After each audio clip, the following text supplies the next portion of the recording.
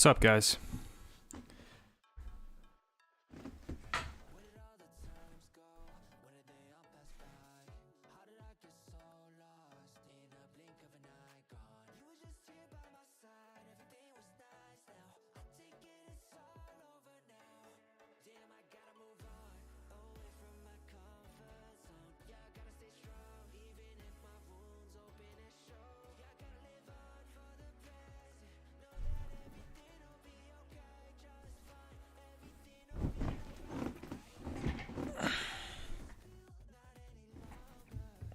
Might be a little better. I feel like I was super orange.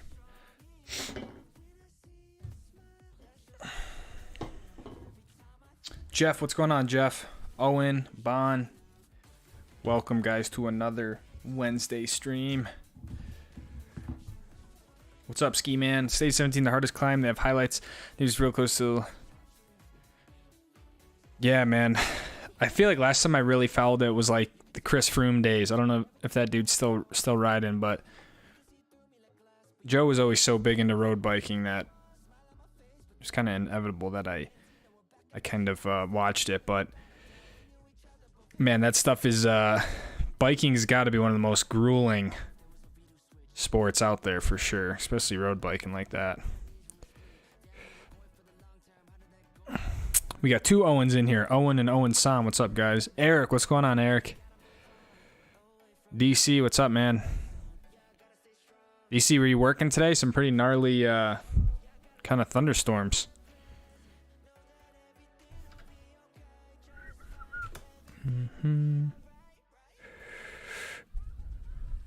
General Quacks, I'm taking that Deer Valley. Deer Valley is totally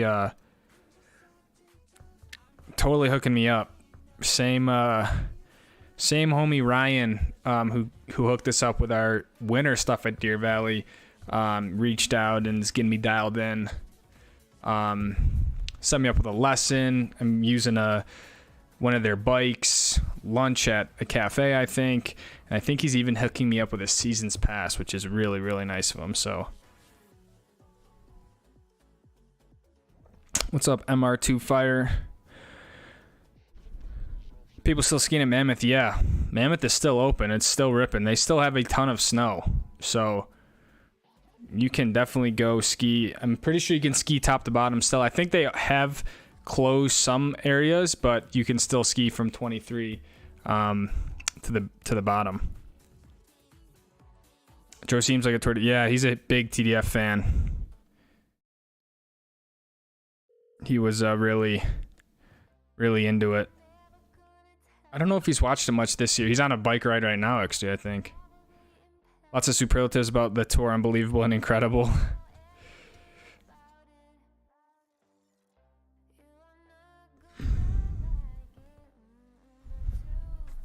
My only thing sometimes with the tour is I feel like, at least on my end, it's hard. I have a hard time understanding sometimes, like, what place people are in. And, you know, you see someone pull so hard, and then they just, you know, then they obviously kind of blow up and they can't hold on, so they pull off. But it's like, yeah, it just, I feel like from a spectator standpoint, it can kind of get a little confusing. I took the right day off. Yeah, you did, DC. Corkston low test got soaking wet. Yeah, I was up. I was still sort of at the base, like Silver Star, just kind of getting going. And yeah, it came on pretty quick. Big thunder, lightning. And it looks like it's gonna storm again. Ryan at DV is the GOAT. He's super cool. He really is. Like, he wants to see people have a good time, and yeah, he does not have to kind of hook it up at all. And he's super cool with it. And yeah, we had a great time when we did those early ups on that little POW day. That was a lot of fun. The vids are great. Looks like fun. It is a dope season pass. Yeah, he saw the video where I was confused about getting a season's pass. So yeah, like I said, it's just really nice of him. Doesn't have to do that. I mean, obviously my channel is not like a summer bike channel focus, you know. So on his end, I don't know how much incentive there is compared to some of the ski stuff. So just really nice of them. Can you rent bikes at DV or Park City? Yeah.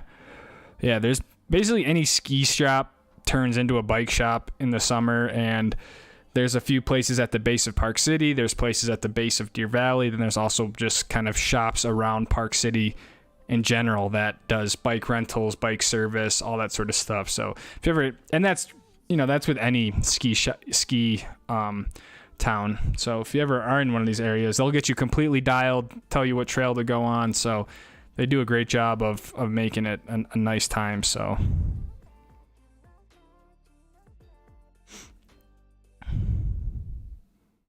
do you know what instructor you have? I don't know. Honestly, I have no idea.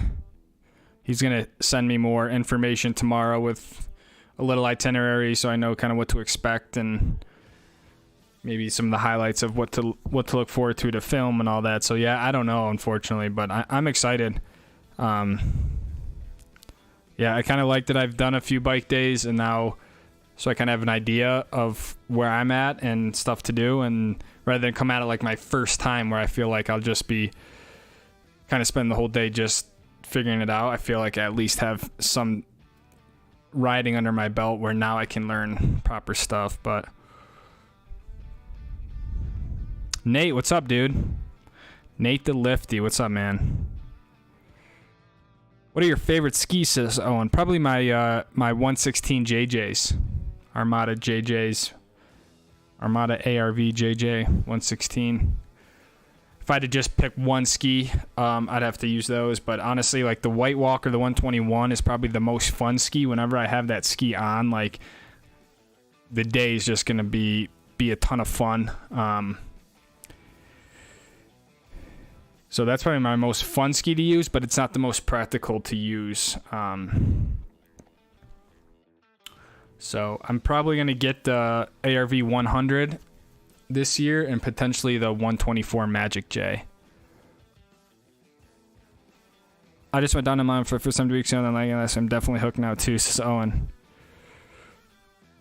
Yeah, dude, it's pretty addicting just in terms of the rush, and I mean it's similar to skiing, but it's also a lot different than skiing. So yeah, I want to get better at it so the videos are more interesting and entertaining to watch. But I understand you can't, just like skiing, you can't rush the progression, and it's kind of one of those lifelong activities. It's just weird to start something and be so new and beginner at like 30 years old, so it's fun though. It's really fun. And now, like, I think it's just my personality in general, but now I'm like watching a bunch of bike videos and trying to figure out like how to take a turn properly and seating and all that stuff. So yeah, it's kind of, I feel like what I do when I get into something, I just kind of go all in. But yeah, I want to get better at it and be able to I had to drop Luna off this morning for like 3 weeks, which is a whole side thing, but be able to travel in the summer months and go to these incredible trails all over and have like this really sort of complement channel of skiing. Obviously skiing is the focus and that's really what the channel is, but in those lull summer months be able to still produce kind of mountain content, because that's really what the channel does well with.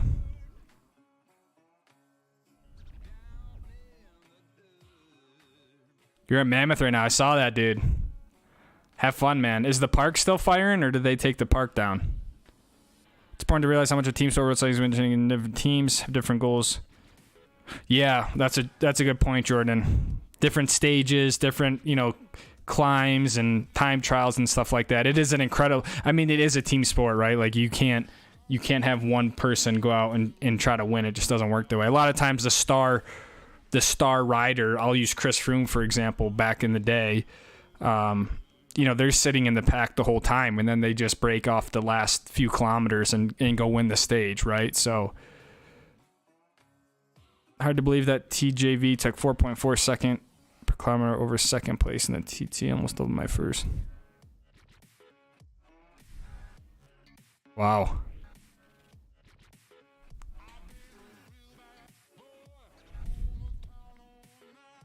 It's really an incredible sort of feat of human athleticism, the Tour. Just to be able to ride that many miles, over a course of, 24, 25 days, whatever it is. But to do just continuous stages like that of 100 miles, whatever it is, like that's just brutal, man. It's grueling.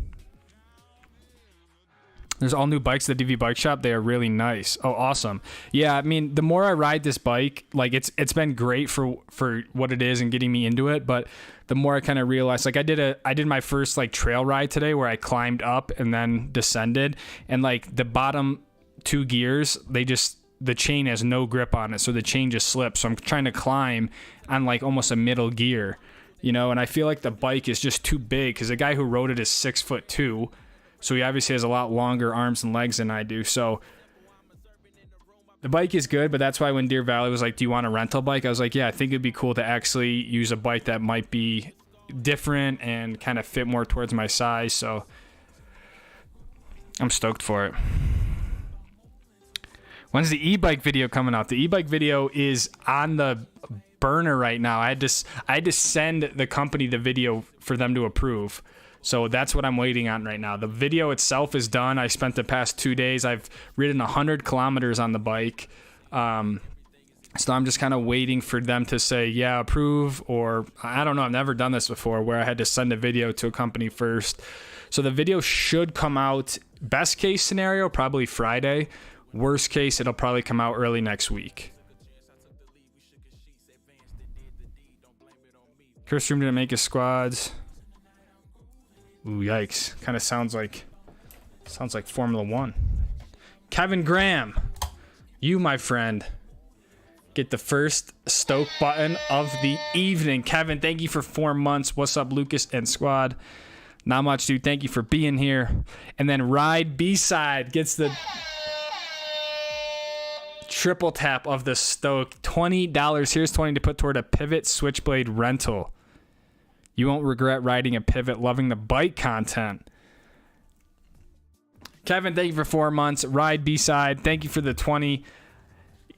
Yeah, I think that's kind of the next step is I've been looking more into bikes, the sort of features to look for. Like in skis, I feel like I have an idea whether it's underfoot or rocker profile, stuff like that. So I'm trying to get a grasp on when you go look at a bike, like what are some of the main things.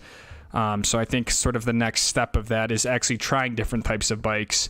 And, I'm still figuring out my style and kind of what I want to ride and stuff like that. But I definitely am a fan of more of the downhill stuff. So maybe something with a bit more travel and all that. But thank you for the 20, man. Kevin, thank you for the 4 months. 2024 review of skis on Powder 7 had those skis. Which skis, Bon?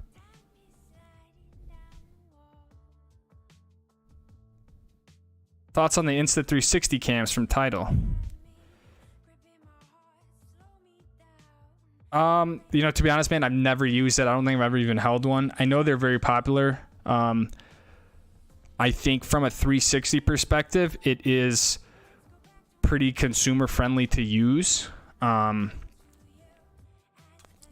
think a lot of cameras this day and age are good. They produce fine image quality. For me, I've just been a GoPro guy from the beginning, so I kind of just sticking with GoPro, and I feel like I'm finally getting a handle on how to use the cameras and extract the maximum from them. So,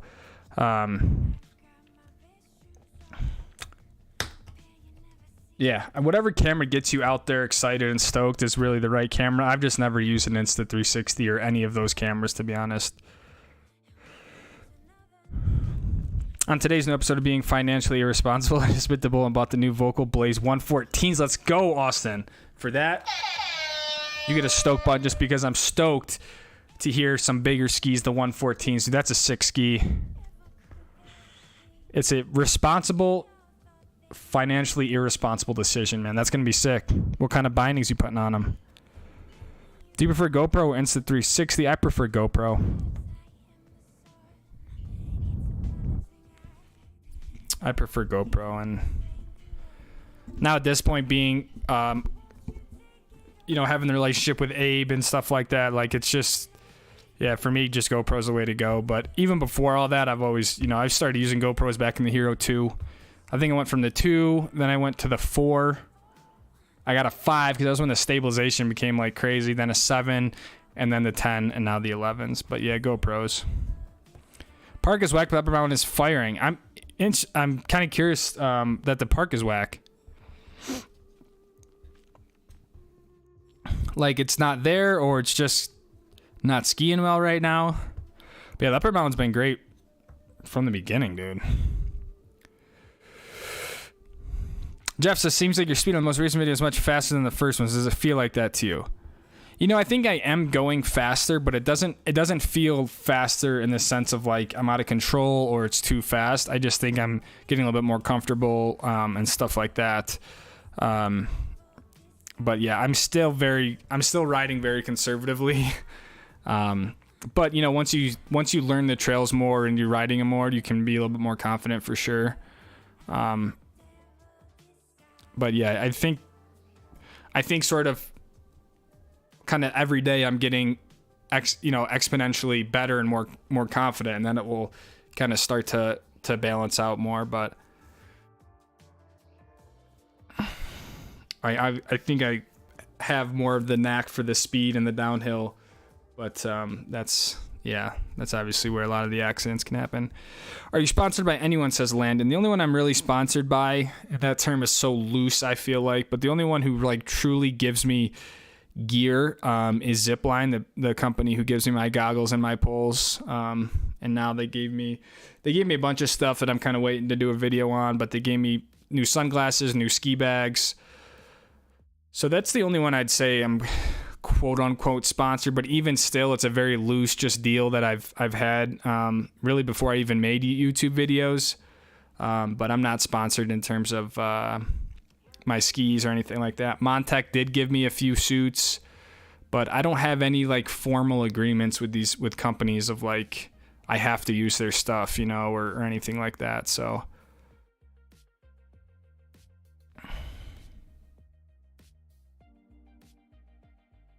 I forgot about Yearlich. Record held since Armstrong said in their peak years.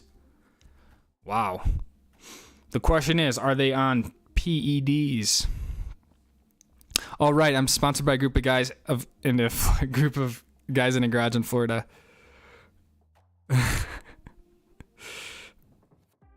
Horns for Pharaoh? Pharaoh, you get a horn, man. The Pharaoh horn. And Pablo's in here. What's up, guys? Great to see the Garage Gang in full force.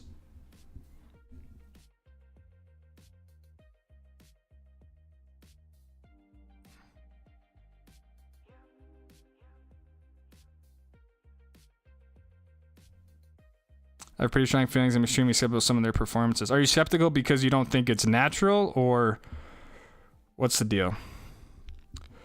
I'd recommend getting an enduro bike. Generally, be well suited for downhill riding because it works. Yeah. I'm not going to get a downhill bike just because I want to have the option to climb and be able to go on trail rides and stuff like that for sure. But I'm definitely leaning towards more of an aggressively downhill situated enduro bike, if that makes sense. But I've used a downhill bike and it was sick for sure, but it's just not one. I don't want to have that. It's like, it's like having a sport bike underneath you. It's like kind of just an accident waiting to happen. But yeah, I want to be able to have the option to go up and down and all that sort of stuff. But with that said, I would still look for something that has a lot of travel, 170. Yeah, 170, I would say, in the travel. And so, yeah, not looking at an enduro downhill bike. I mean, who knows? Maybe down the road, just like you have multiple skis, you get multiple bikes. But for just like my first bike, I would not go with a downhill. You love about that fits you to your size. You'll see such a difference. Yeah. I mean, the hardest thing today was the fact that I didn't have too low gears, and especially climbing up in mountain biking, like trying to keep your cadence high to get over obstacles. Like, I'm trying to put so much power into the pedals, but I'm in the bottom end of the middle range of the gear set. So it was very hard to climb up stuff, and the dropper seat didn't really work. I had to like manually pull it up. So I don't know. I just felt like it seemed, and Kyle was describing when he gave me the bike sort of like what he's done to it, but he's essentially like lengthened the cockpit out from the seat to the handlebars, so it's very stretched. So I just felt like when I was climbing, I was just kind of like really bent over, and I couldn't get proper weight on either my rear tire or my front tire. So a lot of times I'd be losing traction on either ends. But you know, it was still a great time, great ride. It was the first time I rode in the rain. It like poured in the beginning. Not like a ton where it made the trails like super muddy and stuff, but just enough to like wet them and create puddles, and it was really, really badass. Still watch those as seniors. Nice, don't mind watching the competition. Just don't really get too hyped about it anymore.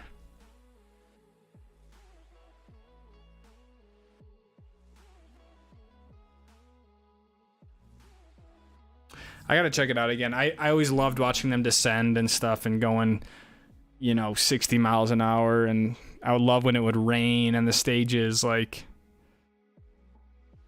Marker Jester, nice, dude. That is a good binding. That's gonna be a fun ski, man. All we need is some pow. How do you feel about Jackson's Hole? I'm thinking about going, says On.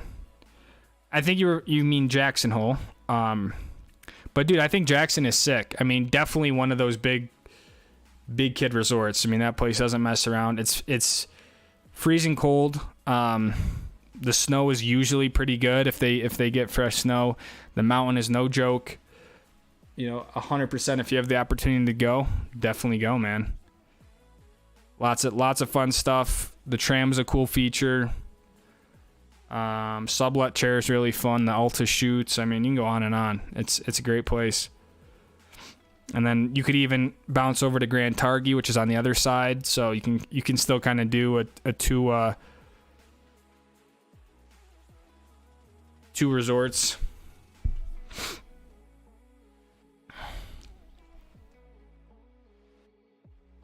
I got a link to my hole, if you like. Oh, jeez.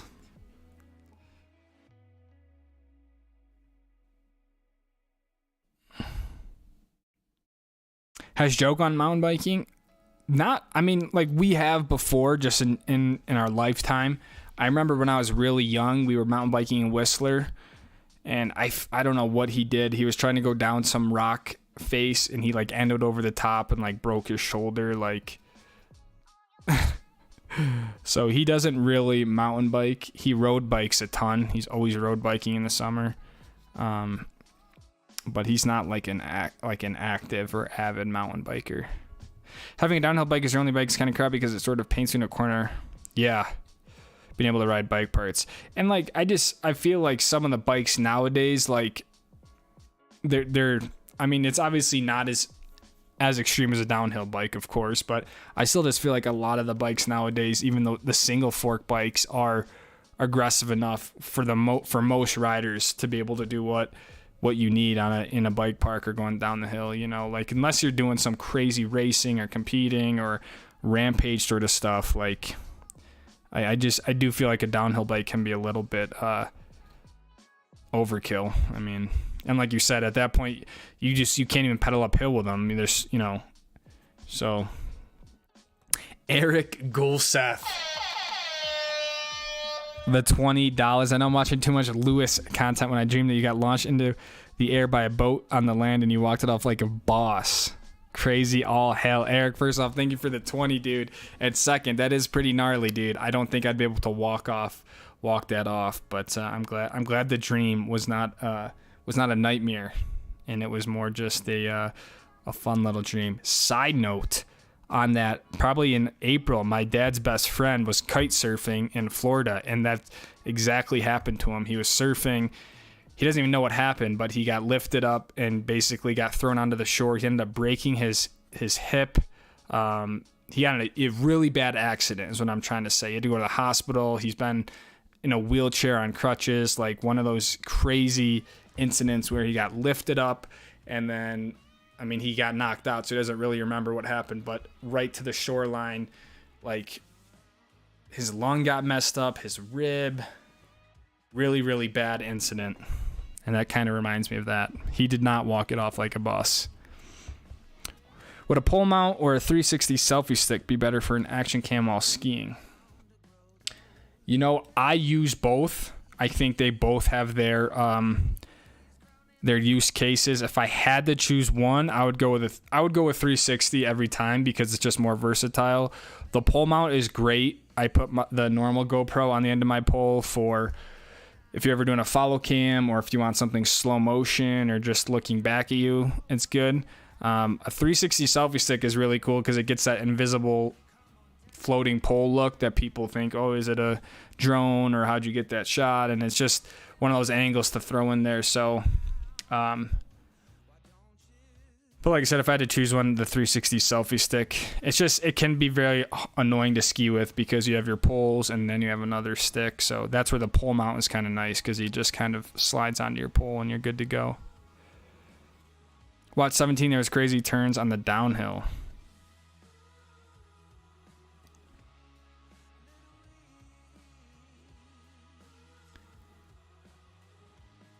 Yeah, that's the stuff I like. The fast descents, aggressive riding, all that stuff. That's really cool.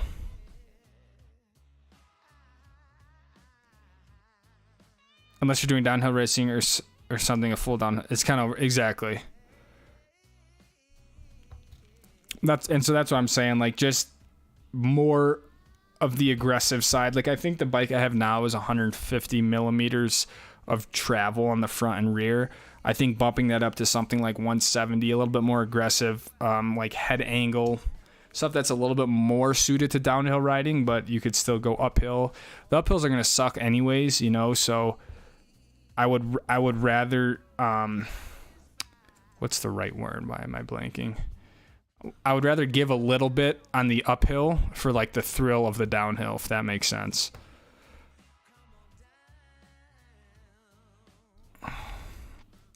What's up, Joe?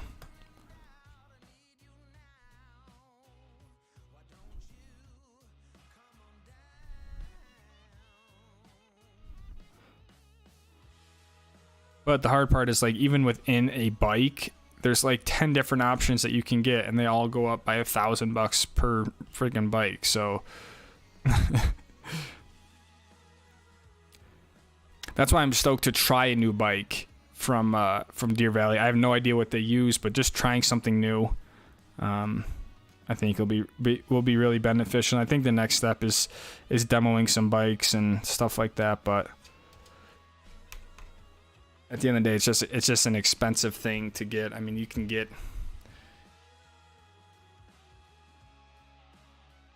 you can get 3 or 4 pairs of skis for the price of a mountain bike. So, Bon Rogers.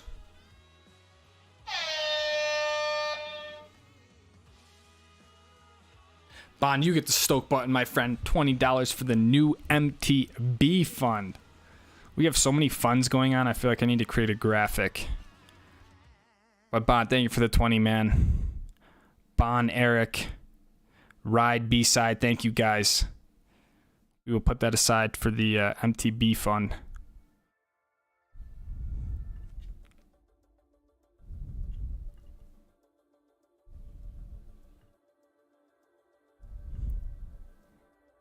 You need a mountain bike pit crew. I know.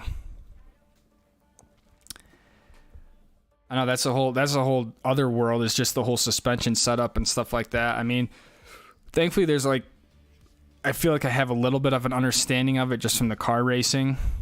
But you know, obviously that's a whole nother world. And yeah, from tire pressure to shock setup, stuff like that. I mean, that's kind of why like the more I get into it, the more I look into it, like the deeper I'm going. It's like, wow, there's so much to it. Almost too much. It's like overwhelming, you know, but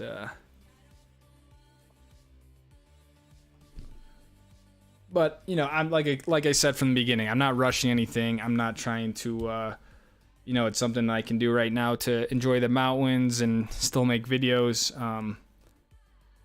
But you know, I respect the you know, the danger of it and the thrill and stuff like that. I mean, all that stuff comes at a price, right? So I've nothing to prove really. I do want to get better at it to make it more interesting for you guys, really. So sometimes you can buy a rental.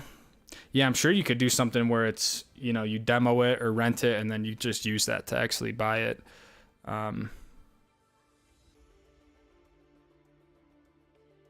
But still, I mean, yeah, if I'm going to do it, I want to do it right and get something that's a good bike. Because, you know, a bike will last you for years, really. So, Owen.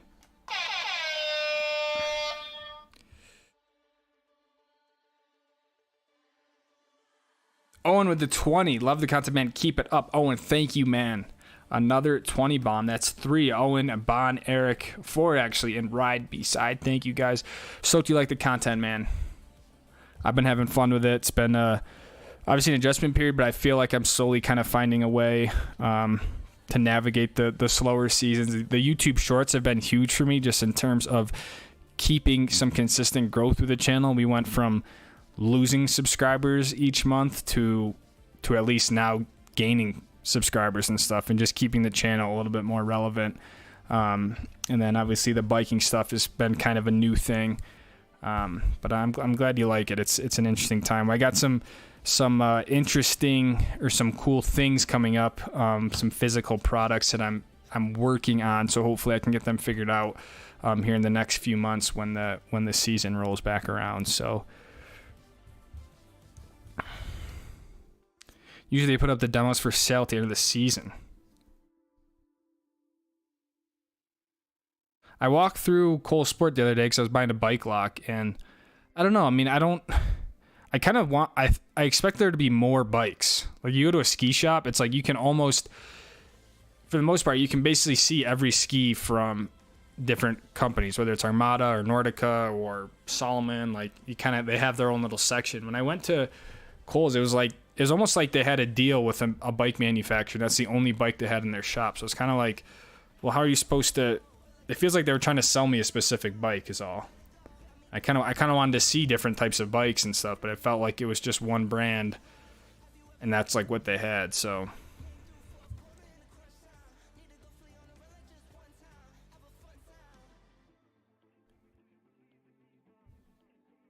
talk about mounting your bike on the van last stream. Have you seen Living the Van Life on YouTube? He mounts his bike on top of boxes on the back of his Sprinter. What's up, JJ? I have not seen that, but I will check that out. I think I found a way to do it, because I went back and looked at Illuminous and stuff like that. But basically what I'm gonna end up doing is attaching sort of a support on the top of the box, and then I'll be able to put one of those one-up bike trays on it. So as it sits, I think we found a way to mount the bike above the box, which is my number one way to try and do it.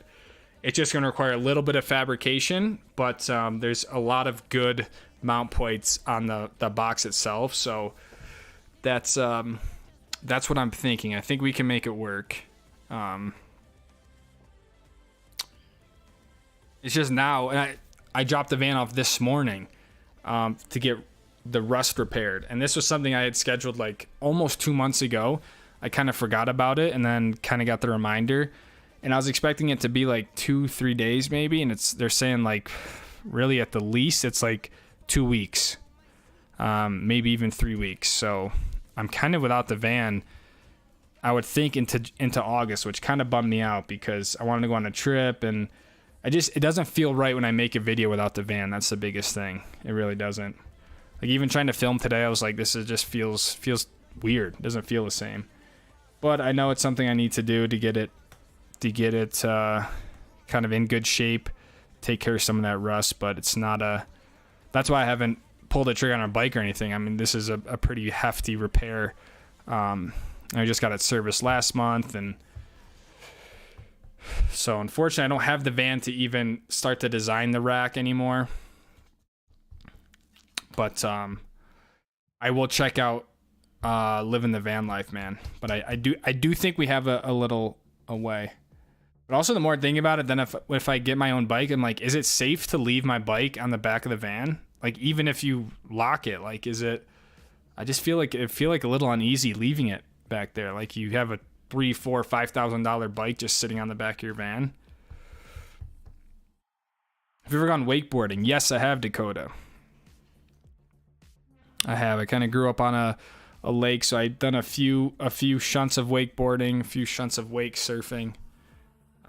Never really got super into it, but I've done it at least. It's cool. I would be cool to try again for sure.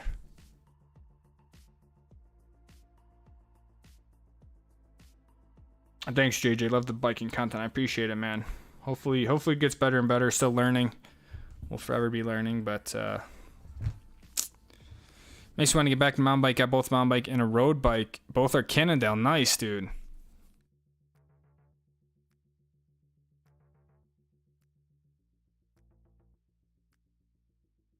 Is there good riding where you are, Bon? That's pretty rad.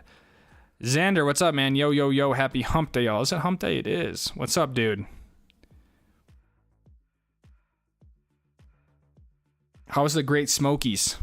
Is that where you were? The Smokies? I saw the Black Bear, dude. That thing looks sick.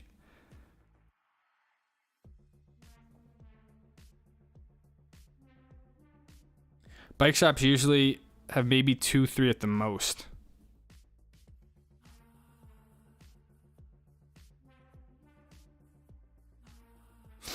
Yeah. I don't know. I didn't really look that hard. And I only went to one shop, but it was a brand that I haven't even really heard of. I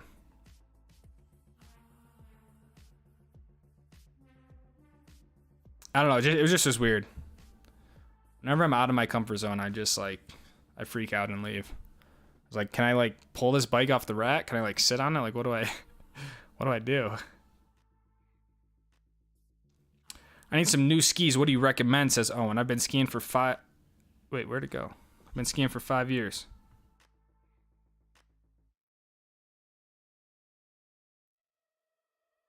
Message retracted. Oh.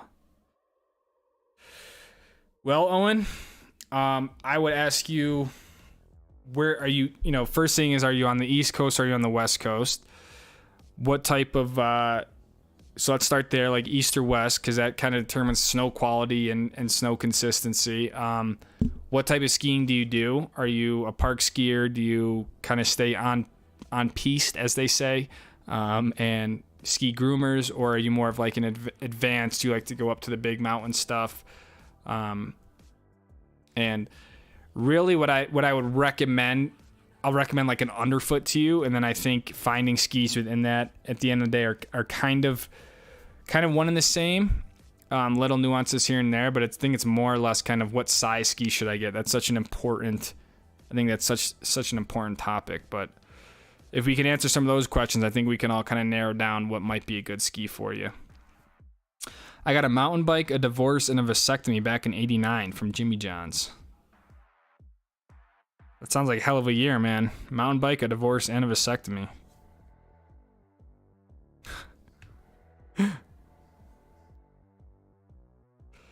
Bike shops usually have an agreement to be a dealer for only a couple bike brands, and they only sell those. Most shops don't just sell random bikes. Okay, I guess that makes sense. So if I were to buy a bike, and I understand it comes in a box, disassembled, can I bring that to a bike shop and they'll put it together for me? Because I don't trust myself to put together a bike from the ground up. But it would be cool to be like, okay, here's the bike, set it up, and let me know when it's done.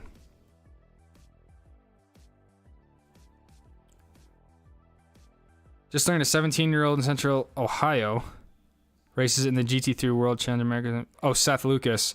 Yeah, he's so super young. He races everything all the time. I think he has some sort of connection with Motul, because they got super nice setup, rig, everything like that, and he's racing a Porsche 992 this year. Yeah, he's in there. He's a red, white, and black Porsche. I think he did GT4 last year. But that's cool. I didn't know he's from Ohio. He'll definitely be at Indy. There's some really good locks out there. Yeah. Definitely would lock it. I just I don't know. That's where a part of me understands why people make a bike tray in their van. You know, they pop the front wheel off and it goes under the bed or something. But and I'm not even to say if I were to be gone from the van for a while to put it inside the van, but just kind of leaving it out on the rear for a long extended time just kind of feels a little weird. I'm editing on DaVinci right now.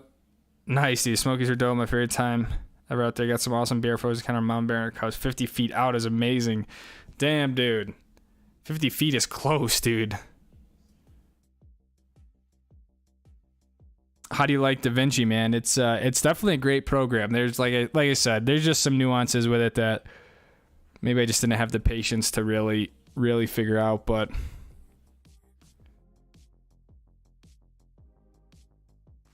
Brian with a Y. What's up, Brian?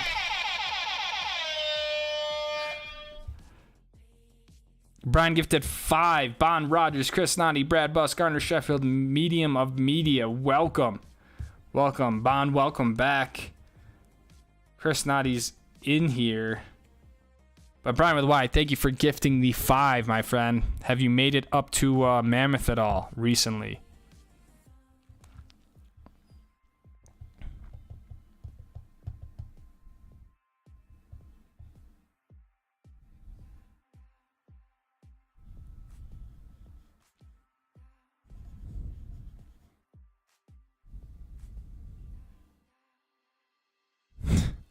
I'm more of an advanced skier. I love the harder runs, and I'm in the Utah, Colorado area. Okay. Okay, so we got advanced skier, harder runs, Utah, Colorado area. In my opinion, then, dude, I wouldn't go anything less. I want to go anything less than 100 millimeters. I think you could even go with 110 millimeter if we're just talking one ski. If you like the harder runs, Utah, Colorado gets a lot of snow. I think 110 would be a good size because it'll do well in powder, but it won't be super big that you're tripping over it on groomer days or hard pack days and stuff like that. I think they make a Nordica Enforcer in a 110, which would be a good ski. Obviously, the Ben Chetler 110 is a very, very popular ski. Do they make the Solomon QST in a 108? That would be another good option. So you got the Solomon QST, you got the Nordica Enforcer, the Ben Chetler. The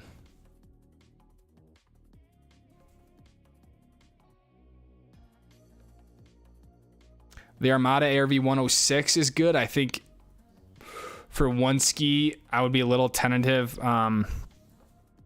in the bigger mountain stuff with that because it's leaning towards a little bit more of a narrow ski. But I think anything from 100 to 110 would be really good. If you're really skiing more just POW and big stuff, you could step that up to a 116. But just know that then it's going to be it's a lot of ski to haul around on days where you might just be skiing groomers and stuff like that. But I really don't think you go wrong with the Chris Ben Chetler 110. I mean, that ski would kind of do it all for you, especially if you're more of an advanced skier.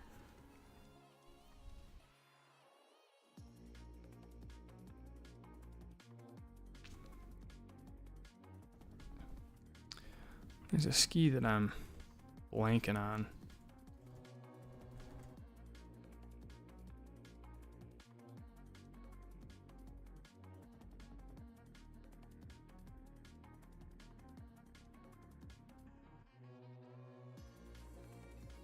Yeah, the Fisher Ranger 108. That's what I was thinking about. Would be another good one.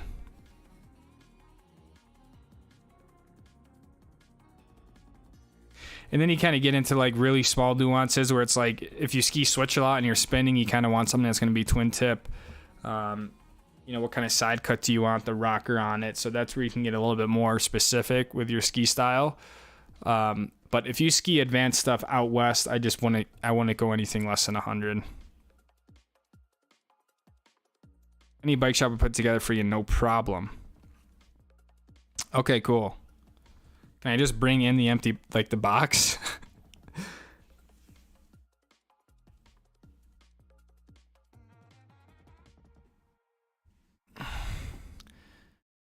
I'm in Washington. Washington. Where do you live, bro? I live in Utah, man. LeBron's in here. You can have them assemble it, but they'll charge you. I figured they would charge me for it. I just would feel more comfortable with them putting it together than me trying to put it together and then go ride it and have it fall apart. You can probably get a better deal if you go to a shop and order a bike through them. That's a good idea. I just don't know if they're going to make you order one of their brand of bikes. But yeah, you're probably right. If you order through them, like they'll probably set it up for free or something or discounted. If you buy it at a shop, it'll come all set up from them, of course. Yeah.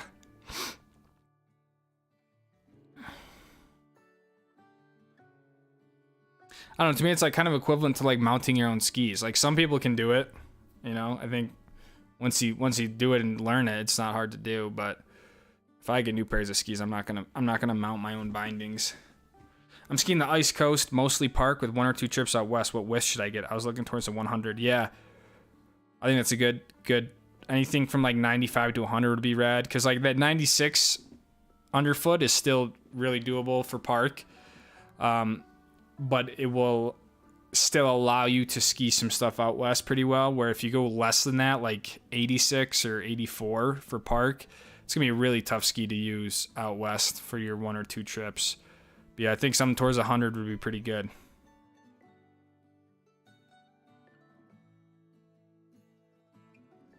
East has some great mountain bike, lots of woods in North Jersey, plus all the ski centers. Used to live in North Jersey, would go right from the door for hours. I heard that the East has great mountain biking. And it makes sense because like the actual hills and woods and all that stuff is great. It's the large difference with the skiing is just the snow consistency.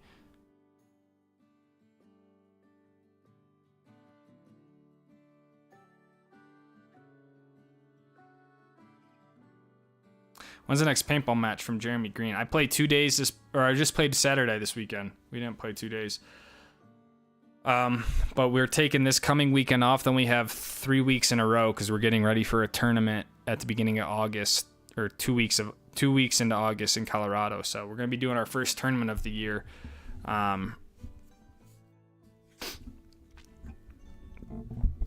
So I'm playing a lot. Like finally got a jersey for the D3 squad. So kind of cemented myself on the team, which was really nice because at the beginning I didn't really know where I stood and stuff like that. And so I just kind of defaulted to playing the number 1 snake guy. I just feel like that's kind of natural. And I kind of started off in the center in the Doritos, and then I was like, no, I'm just going to go play the snake. So it's been a pretty grueling month of play because the field layout hasn't changed, and the snake is just like, it's cutthroat. You're basically always bunkering someone or you're getting bunkered. So it's a pretty gnarly layout, and yeah, really fun, but it's a painful layout being a snake player. Great mountain biking in Washington, dude. I would, yeah, mountain biking in the Pacific Northwest would be really, really cool. I started at Mountain Creek tons. That's the same year I did cartwheels down Jupiter. Damn, dude, it has been a year. Mountain bike, divorce, vasectomy, cartwheels down Jupiter. That's the Grand Slam, dude. I don't think anyone can top that. Bike shop will put it together, but it'll cost you some money. That's the way I would go. Yeah.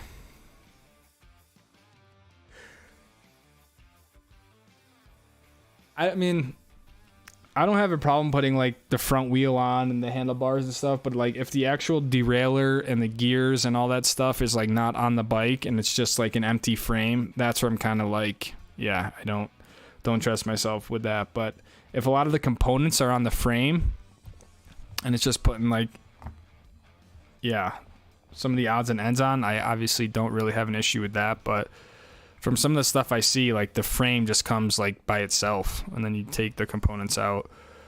But it's definitely things I'm getting used to, but DaVinci tools are powerful. I'm taking my time to understand, but I just want to finish editing my video with it already. Yeah, dude. That's the way I was. Because I was learning it on new videos that I kind of just wanted to edit and like be done with. But the biggest speed thing was just the software itself. I mean, dude, the tools are crazy. The tools are crazy strong. The color grading is nuts. The stabilization. I mean, it really is an incredibly powerful tool. Just, you know, for my purposes, it's like, look, I just make YouTube videos. A lot of what I do just needs to be speed. You know, it needs to be like easy to use. And you just kind of trust my intuition with an edit. And with DaVinci, it's like, it's just another barricade. And Premiere is fine. Works for me.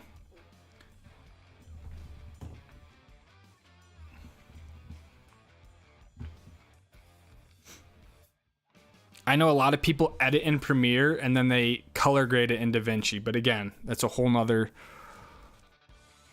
thing. And I'm kind of always prepping for that ski season when the videos are going to be literally as daily as I can get them, you know. So I need like, you know, my biggest gripe with DaVinci was I couldn't figure out the audio. So once I finish a vlog in Premiere, like the last thing I do is I take it into Adobe Audition and I mix all the audio so everything's kind of the same level, right? There's nothing super loud, nothing super quiet.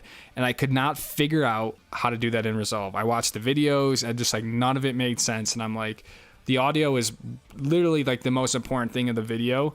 And the fact that I can't get this right, I just didn't feel comfortable posting videos that I made through Resolve.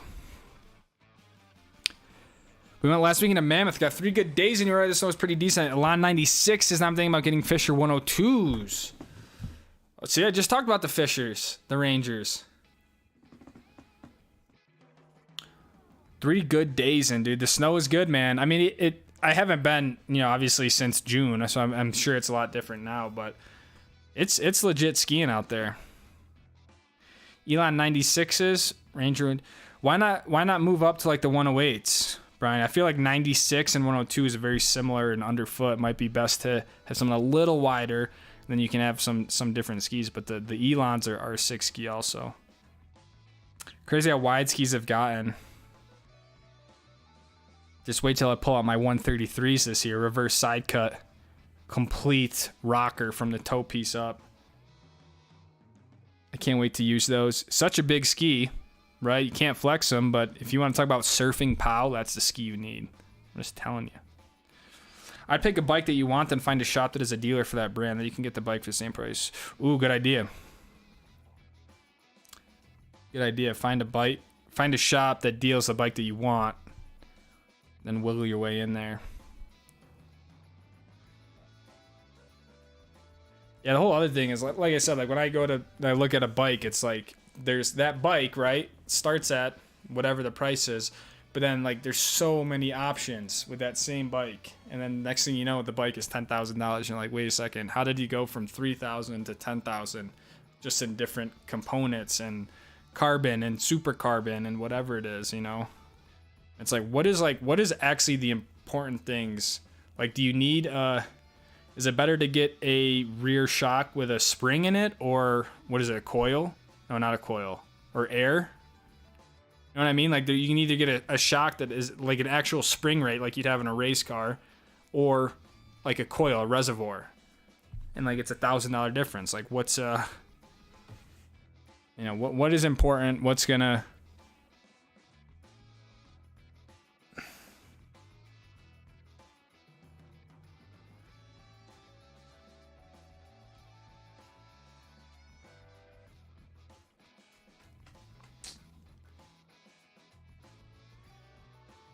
Max Happy says, just came in to say I thought your videos this winter were great. Loving the epic POVs. Thank you, Max Happy. There will be more to come next winter.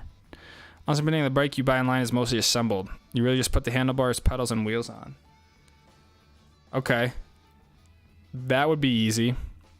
Maybe it's just a video I watched, but some dude, he had a new bike, and it was like bare bones. I think it was a Santa Cruz.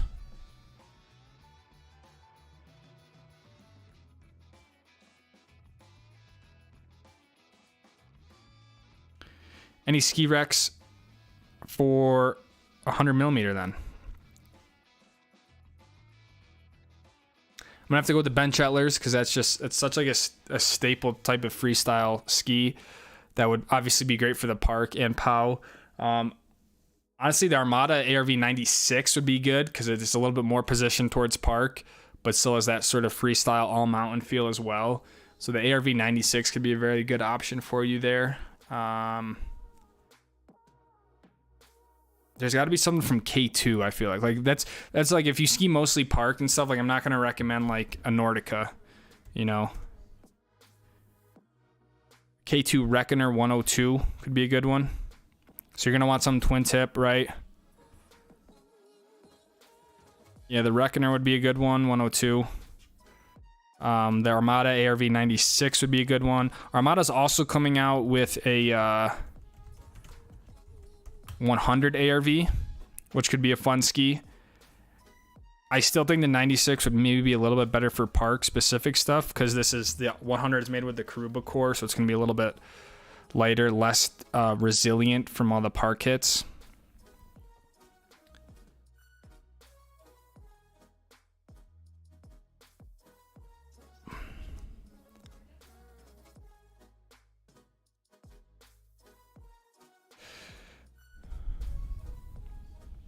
Make sure when you do some travel, go down to Southern Utah and ride in Hurricane, Utah. Hurricane. Yeah, dude.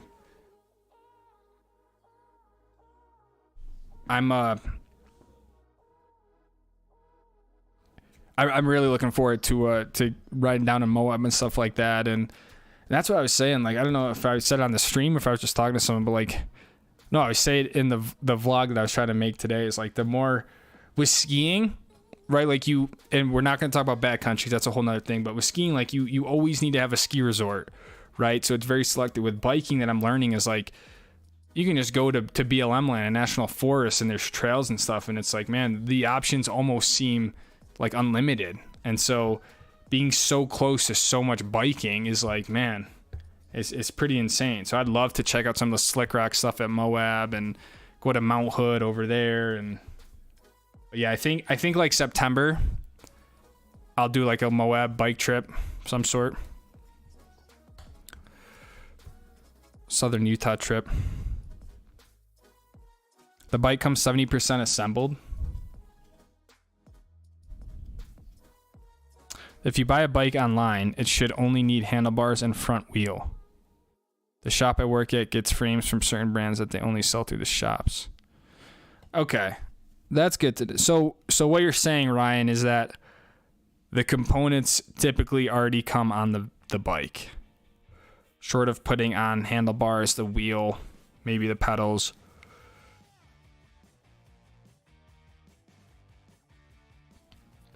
Desert riding is the goods. I think I did a Moab bike ride many, many years ago. I'm talking, I don't know, 15 years ago. I don't even know what trail we did.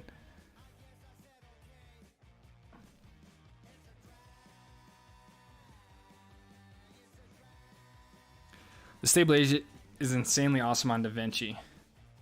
It is, and you don't have to nest the sequences if you speed them up. There's a ton of pros with DaVinci. There really is. I would have, like, if I had to, I wouldn't have a problem editing in DaVinci if I needed to. If Premiere and Adobe shut down tomorrow, I'd be like, okay, I can go to DaVinci and at least make videos. But like the speed ramping, dude, why does the speed ramping have to be so complicated in DaVinci? Doesn't make sense. It doesn't need to be like that. And the biggest thing is like there's no GoPro Max support in DaVinci Resolve. And I asked Abe about this when I was in Mammoth. And he's like, dude, I've been trying to tell the engineer who built that plugin to build it for DaVinci, and they just haven't gotten around to it yet. But if they built a plugin for the Macs for Resolve, it'd be pretty tough not to switch over.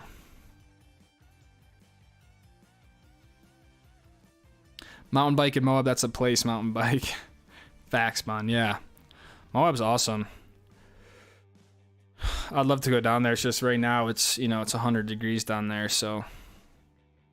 I looked up that the whole Enchilada trail, dude. That thing looks insane. It's like 28 miles from like, I don't know, 12,000 feet right down to 4,000 with like, 700-800 feet of descent. Like that would be a really fun trail to eventually be able to do. But that's a big trail. Have you ever used Sony Vegas? I've never used Sony Vegas. I learned Premiere in a high school communications class, and I really have never used anything else. I never used iMovie. I've never used Final Cut. I've just always been like an Adobe person, and it works. Laren Fruita.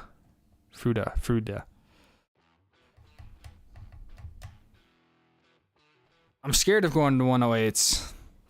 I think Brian said he left. Oh, man. Nah, dude, you can't be scared of 108s. You gotta embrace 108s. That's still a skinny ski. You can get scared when you get over like 120. Then you can start to get scared. Eastern Pow, you mean the dirt and grass is brought up by the groomer? Did we talk about Eastern Pow? Eastern Pow, ski the east. I'd recommend getting an air shock because they're easier to adjust. You don't have to buy different spring rate coils. Good point. Yeah, that is a good point. So then why do riders use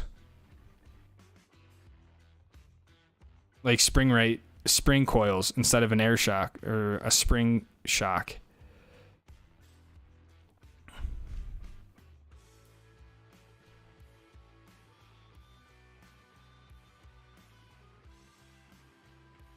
Can you get more adjustability with a coil? Like can an air shock only go from so much PSI to so much PSI where you can get, they make more spring rates that you can put in there? My bike is a hardtail. Let's go, Jimmy John. I don't think I've ever ridden a hardtail. Air shocks are fine. You don't need coil. Okay, good to know. Because I feel like the coils are more expensive. A coil shock seems to be more money. It looks pretty cool. It looks badass. Oh, here we go. Properly fitted coils will be smoother, but air shocks are more adjustable.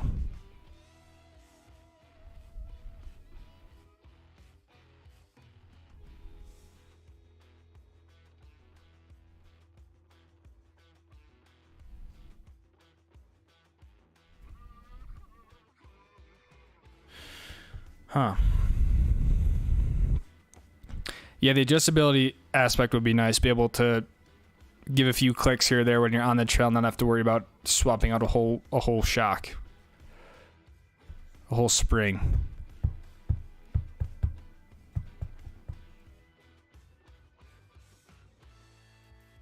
That's the same thing we do with the race cars, right? We have different spring rates, right, that we can put in the front or the rear. Then within that we have high and low speed compression, right, where we can fine tune the shock and the setup. But now we've kind of got to a point where we kind of find a spring rate that we like, so we don't really change our springs that often much because it's a lot bigger of an ordeal. So now if we really need to make an adjustment, it usually happens in the alignment, but if not, we can just kind of give a little compression here or there, and that's an easier adjustment. But if the car just really isn't right, we'll have to do a spring change and you have to realign it. It's a lot more of a process to do a spring change than it is to just do a little on the shock.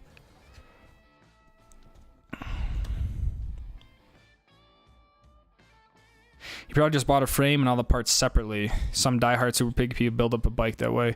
I think that's what it was, because I think I don't think I watched the whole video, but I think in the beginning he mentioned how he built this bike like custom, like he picked out the fork and the derailleur and all this stuff.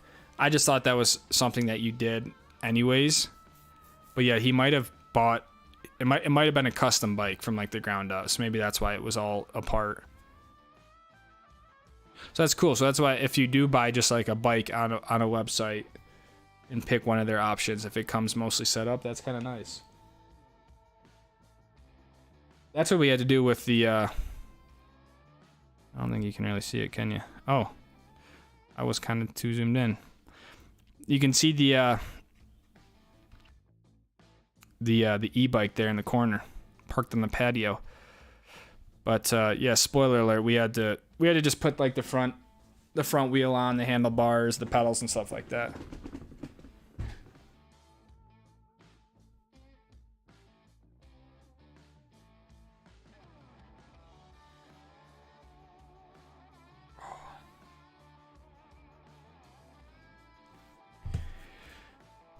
My first mountain bike had no shocks, felt like I didn't have the arms left. Oh, I had no shocks. Made the world of my arms so much better. Oh, dude, I can't imagine. No suspension. That'd be brutal, dude. That's like driving a go-kart.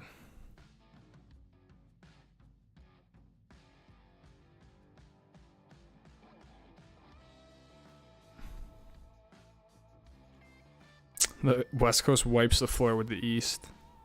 Careful, dude. Careful who you say it around. I look out your window. Watch your back. Went from 85s to 104, so nothing to be scared of.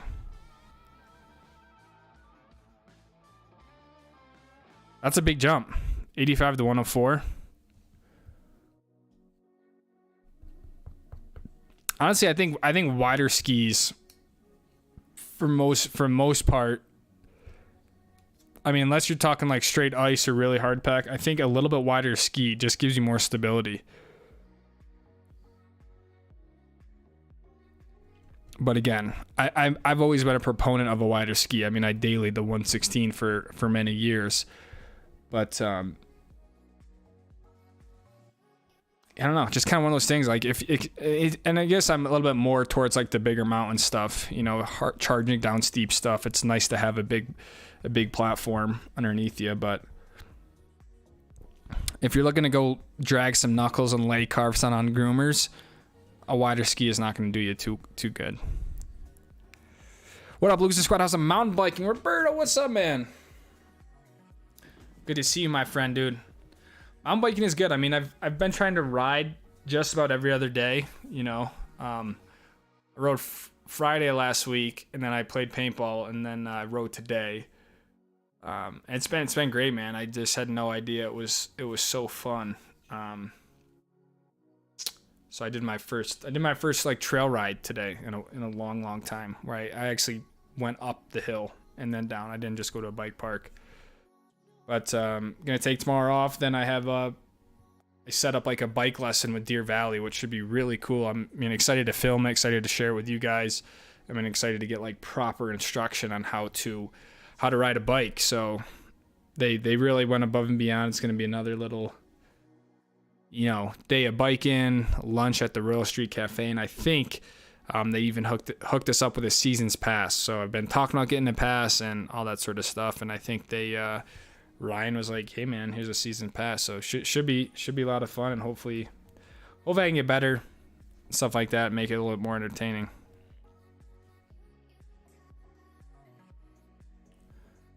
Take a quarter turn of wedge out and loosen it up.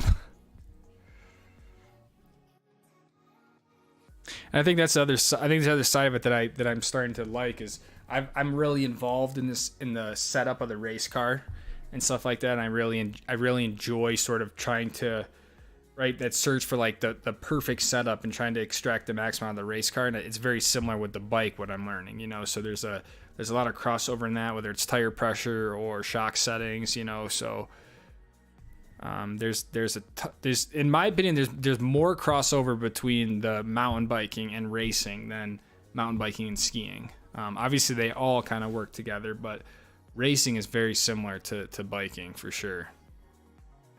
It's almost like racing just on a small scale, and you're not you're not technically like racing other people unless you do a race, but from like picking the lines, to setup of the bike, it's really. And then today I rode in the wet, I'm gonna say like wet, and it was like really fascinating to feel the difference in the grip, and how does that affect the tire and stuff like that. So it was really cool. Honestly, just set up my shotgun lead for the season, trying to play around because I'm liable to mess it up. Interesting. I could see that. I mean, I could see that for sure. Once you kind of get a good little middle ground or something, I mean, just go out and ride for sure. I'm sure most people do that. I would do that same thing too, but I think knowing about your shock and sort of what direction does what, I think would be helpful. Ryan West, a mistake I made getting my recent mountain bike eating too much suspension. My next bike's gonna be 130 or 140. Wow. Just need something lighter that can rip on normal trails and bike park too. Wow, 130 or 140. Huh, interesting. I thought the more suspension that you can get in a single fork would be better overall.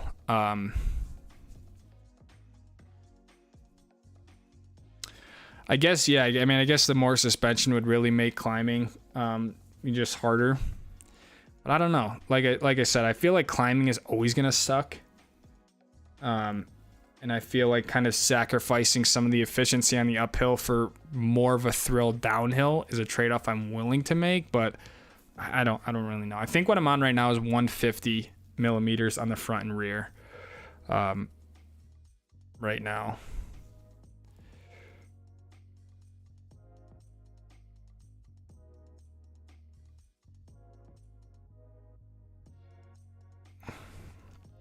Nothing skis quite like the 108 powder turns. 108, dude, is a fantastic underfoot. Anything between like 100, I think is pushing it, but 100 and 110 is like that sweet spot for sure. Especially if you just have one ski. If you just want your ski that you don't have to think about. That's why honestly, the more I use that 106, the more I like it. I would just get nervous taking that out on a POW day. I just feel like it would not be the right ski. But yeah, 108, dude. I mean, they say 108 is the underfoot for a one ski quiver. If you have to just get one ski, 108 is the magic number.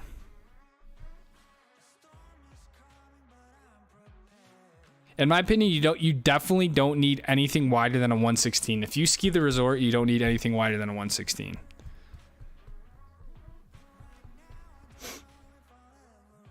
The 121 I have and the 133 is almost like a gag joke. It's like a joke of a ski that I got to like mess around with, but from a resort you don't need something that big.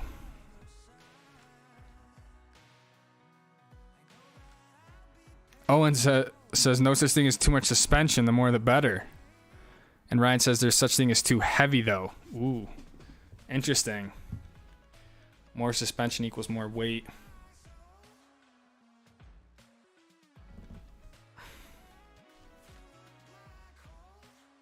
Yeah, I mean, I'm so new to it. It's like drinking from a fire hose. I don't know what I'm just trying not to fall off the bike. I'm still at that stage, so.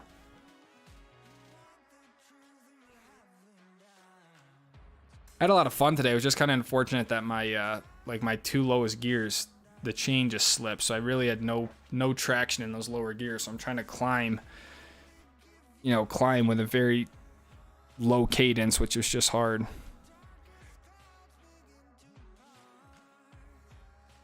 I like the wider skis better for everything I've done this year, except for the time I'm teaching someone where my dogs are just slow pokes. Yeah, that's the thing. It's like taking a speedboat and like having it go slow in a lake, right? Like it's not meant for that stuff. But I think when you can take that wider ski and put it up on the mountain in a big setting, like that's where the thing is supposed to be, right? But trying to take a big ski and then go slow or make tight turns, like it's not meant for that, so. I think some of the bigger aspects that you got to look out for is like the rocker profile. If there's a ton of rocker in this ski, like my 133, you just literally don't have edge contact with the snow, right? Because that ski is coming up right from the toe piece, you know? So the ski just isn't on the ground. And what that's meant for is to float on the pow, right? So that 133 compared to my 106, which doesn't really start to rock up until the tips, right? So they're massively different in geometry. That's where you start to get into more, in my opinion, that is almost more important than like the underfoot, you know, because that's, and they go hand in hand. A wider ski is going to have more rocker, right? So they're positively correlated in that sense. But that's where you're really going to start to feel more of the difference in carving and stuff like that.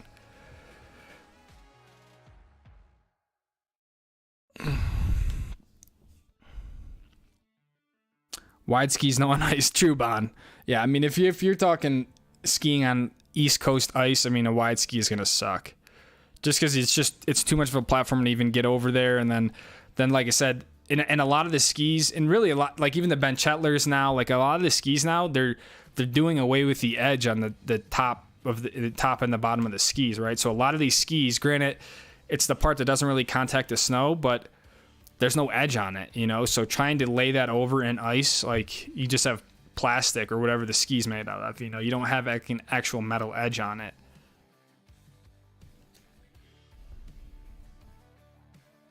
Honestly, last year was such a fluke because it was just powder every day. It just like, you didn't need an edge. You didn't need, like, I use my 121s more than like anything else, you know? It was like, when you're just skiing pow, it like almost doesn't even freaking matter. You can strap 2x4s on and just freaking go out there and have a good time.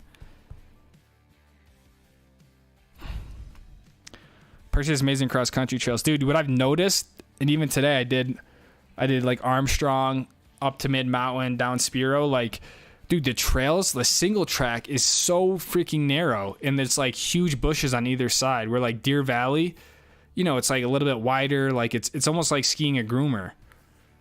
It's like, it was crazy, the difference in the types of trails. Park City to me had like a lot less room for error. Like if you had to bail off to the side, like you were probably going down. So much fun riding in the mud, getting covered. Yeah, everything was super muddy. My backpack. And I was nervous because I know that riding in the wet and the mud, like it's not good for the trails, you know? So I'm like, am I destroying the trails? But then like the bike shop dude when I left was like, no, this is like perfect. It's not raining enough. And so I was like, all right. It wasn't really like sticking to my tires or my shoes, you know, it was just wet enough. It was nice. But yeah, the last thing I wanted to do was like ruin the trails.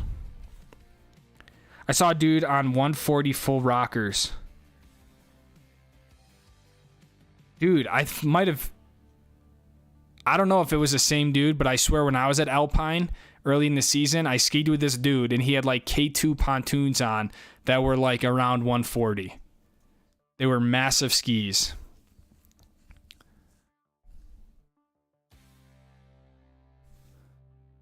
I'm not saying it was the same dude, but I would be willing to bet that there's not a lot of people with skis that wide. Because I thought I had my White Walkers on that day, and I thought I had wide skis on, and then this dude shows up with 140s.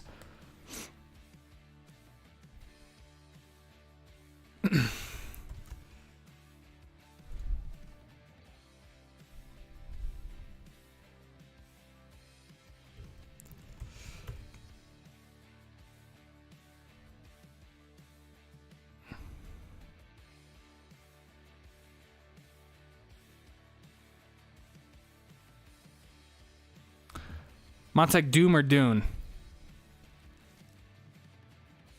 From Ski Bum. I had to look these up because I don't know what model is what. So the Dune only has one zipper. The Doom. Ooh. You know, I'm going to... They're honestly very similar. Very similar sort of style. I would have to go with the Doom just because it does have the full zip on the side.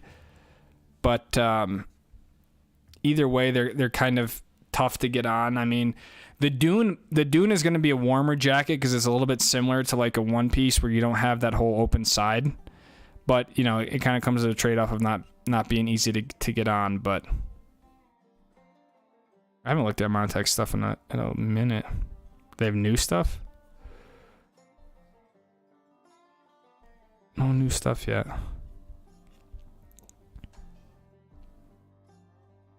The jacket that I really ended up liking from Montech that I got was, I think the Fawk. F-A-W-K. It had the normal zip on it. Or the arch. No, the arch. The arch was nice. I got it in that Atlantic color.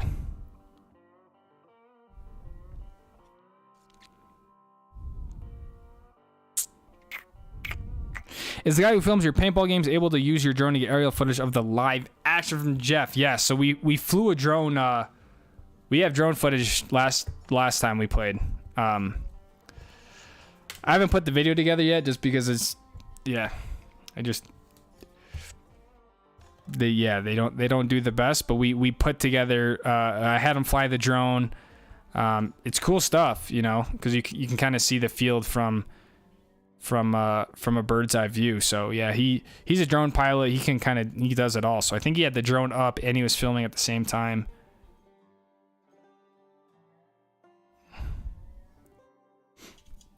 I wouldn't stress too much about details. If you get a modern, solid bike, it'll be really fun regardless. The rest are minute details. Any new bike will be a huge improvement. Yeah. Yeah, you're totally right. Just like talking about the kind of the small stuff with skis. It's like, for the most part, they're all pretty damn awesome. It just gets onto that really small minutia. So, yeah, I don't even know where to start. I mean, it's like I go like top bikes to buy in 2023, and then I read the articles, and it's like, okay, at least that's kind of leads me. That's what's sort of teaching me about the little nomenclatures and what to look for. And what's it cost to rent skis out west, and are they good or low end? If I come out west, I'd hate dragging skis to the airport. What's up, Regina? You know what? I don't know what it costs to rent skis, to be honest. Like, I can't give you an actual number just because I haven't really done it I don't even know the last time I actually rented skis.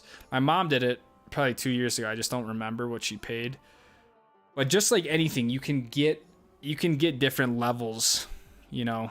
You can get a very basic sort of beginner package, or you can get more of a high-end, wider ski, you know, if it's snowing or stuff like that. So, you should be able to sort of pick a range of skis, and obviously the price is going to go up or down depending on what you get. But I would recommend renting. If you have boots, like, just bring your boots out. You know, they'll fit them to your boots, and then you have. I think where a lot of people get frustrated is when they rent boots, because a lot of times the rental boots can be uncomfortable. Their feet get cold, so that's why a lot of people say buy boots before you buy skis, and then just come out and rent skis on your ski trips, and they usually make it pretty easy. But from an actual cost, I don't know. I'm sure you could call one of the shops and they'll give you an answer pretty quickly.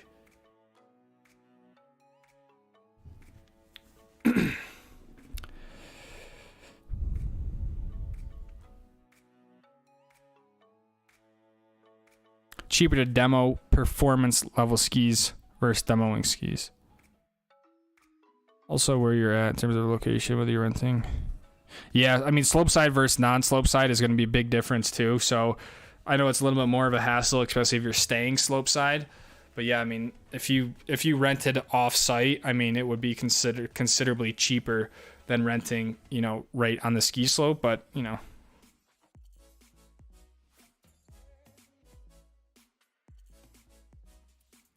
Yo, man, love the new video from Jack Arnold. Thank you, man. I don't know exactly what video you're referring to, but thank you, dude.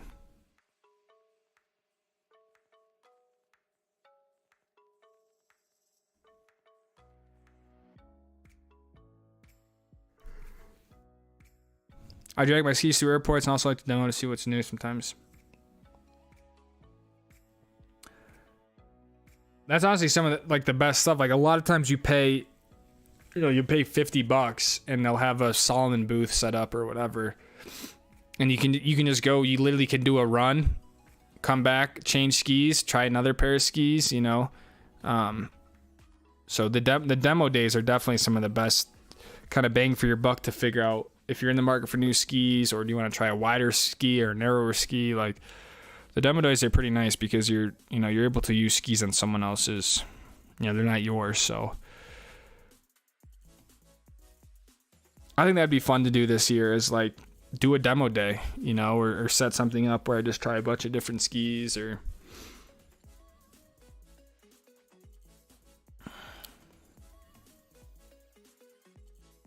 has trail maps for all over the world.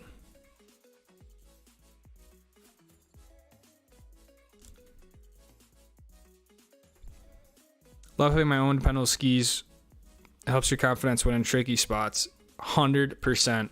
That's probably the biggest thing of having your own skis, is just knowing that you have, you know, knowing that the confidence in what's underneath you, you know, knowing that you're not going to click out of the binding when you're not supposed to, and stuff like that. I mean, there's definitely a ton of merit in having your own gear. It also is it is also a hassle trugging your stuff through across the country, right? Especially if you have to take multiple flights. Like, if it's just a direct flight to Salt Lake or whatever, wherever you're going, like, a little bit easier to do. But I know when I even went to Calgary this year for that whole trip with Icon Pass, like, and I just had the one flight, you know. I know they got hung up at customs and stuff, but I was like, it was just, yeah, just kind of sketchy, like flying with your gear and stuff like that.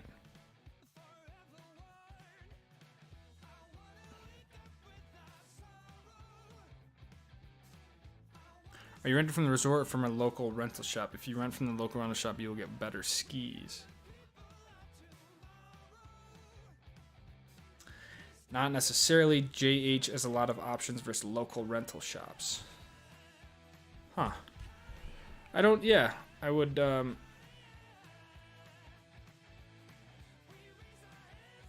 will get better skis.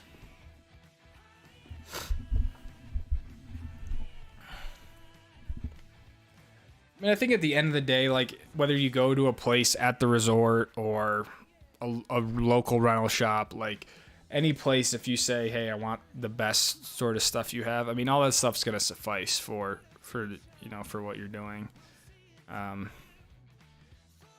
You know, if you're really a huge stickler on having the best stuff, I mean, that's where it does, you know, that's where you just gotta buy your own stuff. But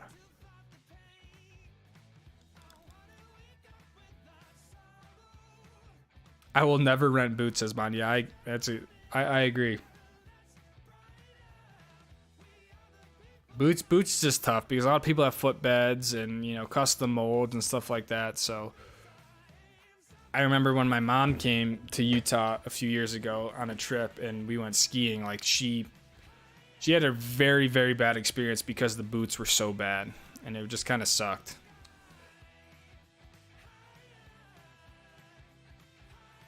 The rental shop, they kind of underestimated my mom's skiing ability and strength in general, so they put her in like these really plastic cheap boots. Her feet got cold, her feet were hurting, and it's like, well, you paid all this money to rent and buy a day ticket, and now it's like you can't even ski because the boots are awful. So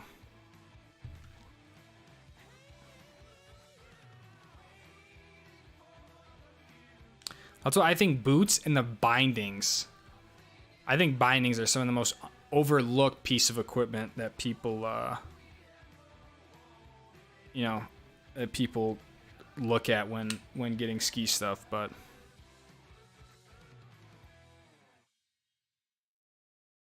I think $40 to $50 for performance level and $60 and up a day for demoing. I always demoed out west, but locally you can lease gear.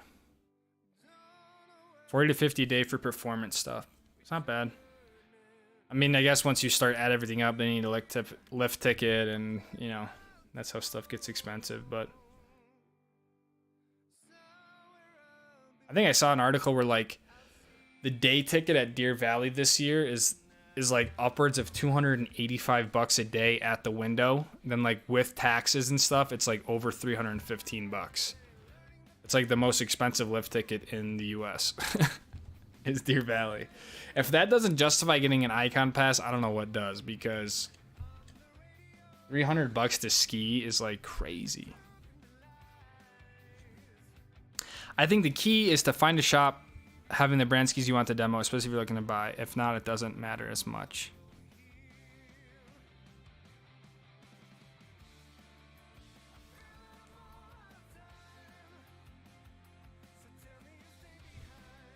Yeah. I mean, it's like with anything, kind of try before you buy.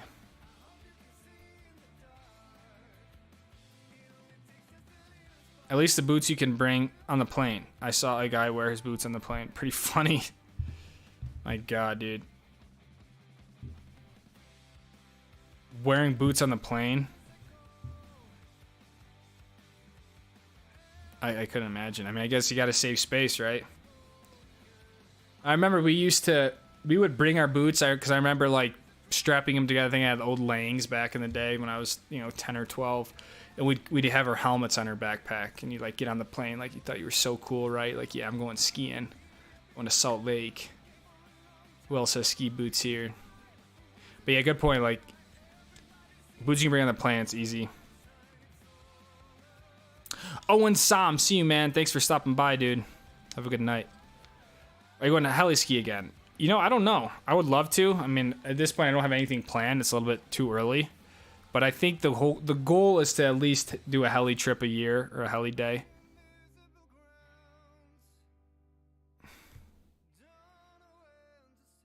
Any mountain bike dudes got to get Trail Forks. What is that? Is that an app?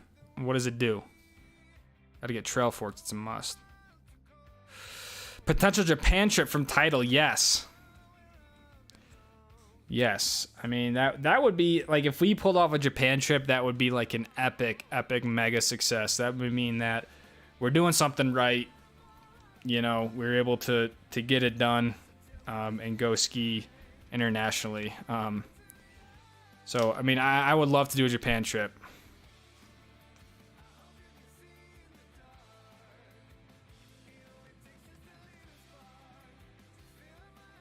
I mean, I think my focus is just really tackling British Columbia, and like being able to do that in the van will be kind of a big accomplishment. But I think if we can pack up and go overseas to Japan and rip some POW, like that'd be gnarly. My mom's shoulder, it's better. I mean, for sure. Like, she's many months post surgery. It was just such a bad tear that it takes a lot of time, but what the doctors say, like, she's got great range of motion, like she's doing great. It's one of those things that just takes a long time to like really feel better for them. And my mom is 60 years old, 61 years old, so it's not the same as getting injured when you're 30, right? So she's good. I mean, the biggest thing, like, she keeps saying like she's already has PTSD to ski, and I'm like, I want her to enjoy skiing, right, and stuff. So I think it's going to be a little hurdle to like get her back out there and enjoying it and getting over that fear.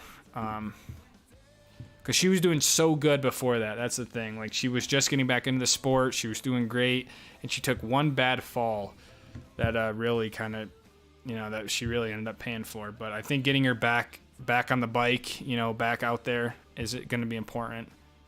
So she's got all the gear now. She got great skis, helmet, poles, goggles. She got the whole deal. So I think just taking it slow, like we do, all of November, all of December, like all that's just easy skiing. The season doesn't really even start until the new year, so.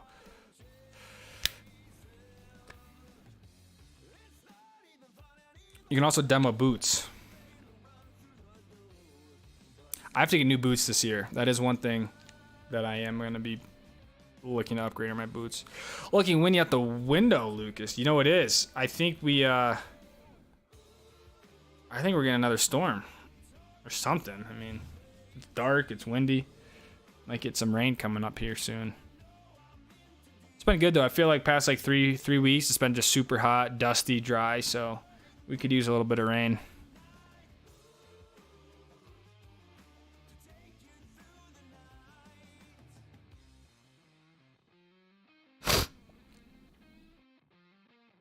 I got the Tyrol the attack bindings over the Griffin bindings because the review said they were easier to put on and powder.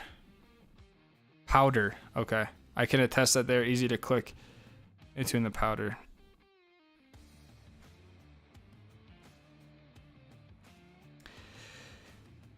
I've never used, does my sister might have the Griffins. Does she have the Griffins on her JJs? I don't know. You know, it is a whole little lesson in and of itself of how to put your skis on in deep snow, how to put your skis on steep terrain. But I think in deep snow, the best is just putting the tail of the ski in the snow so it kind of sticks up. But yeah, trying to just put your ski on like normal in deep snow just doesn't work. But I love my attacks. I will likely never ski another binding other than the attacks. So it's kind of a shame because my White Walkers have the STHs on them, which seem to be working, but I honestly wish I had attacks on those skis and not the STHs. But yeah, I really like the attacks. The attack 17s is what I rock. I confirmed this when I fell in 6 feet of snow. That would be a great confirmation. They say buy an icon even if you ski 1 week. Dude, I agree with that. I think it's... Oh, we got some thunder. I think it's really hard to justify like not buying one of those bigger passes. Like, you know, I guess you got to ski like 5-6 days to make it worth it, but I mean, hell, even if you go to Deer Valley for 4 days, it's like you'll get all your money back on it.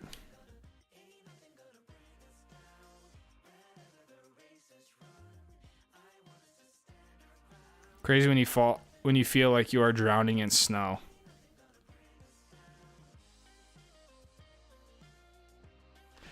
Yeah. That's why, you know, some of this, you know, we got so much snow last year that it was, you know, it was dangerous, right? It's like, that's why tree wells form and stuff like that. Like, that's why I remember skiing in Mammoth in those trees, and I was like, everyone else would go ripping down, and I'm like, dude, I have no idea where I'm at. No one's around me because they all went to go get the, you know, ski the POW. Yeah, it's scary when you get kind of trapped in snow. It's like you get a different appreciation for it because it doesn't feel as good.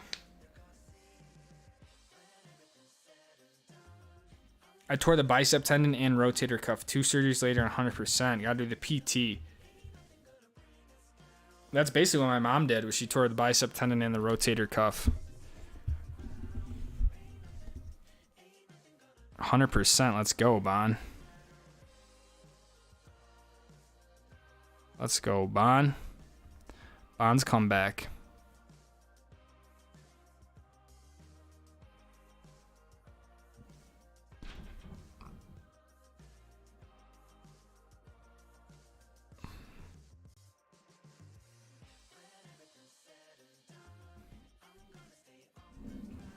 Oh, we got more thunder.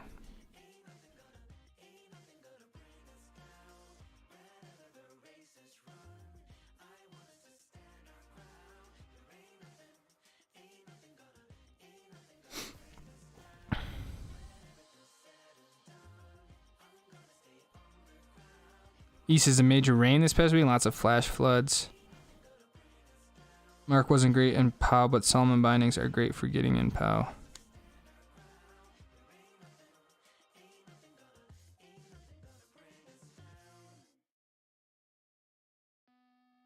I've attacked my Nordicas, but not my Solomons. I would like to try the look pivots, though. I mean, that's obviously such a good binding, but I also don't need to get addicted to a $400 binding. I guess the attack 17s are basically $400. How much is a look pivot 17 or an 18? Look.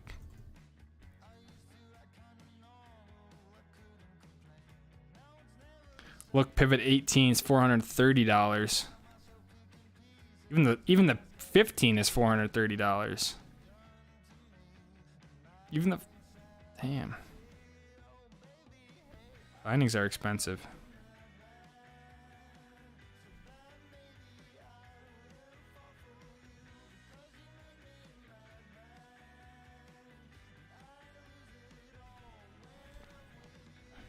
We didn't ski much off the groomed trails that day because my daughter's skis are too small.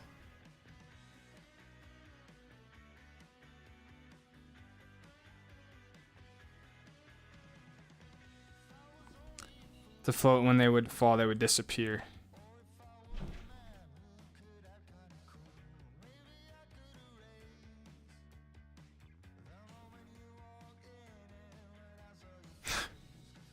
Yeah. When you have little minions like that, they just don't have the gear to even ski powder.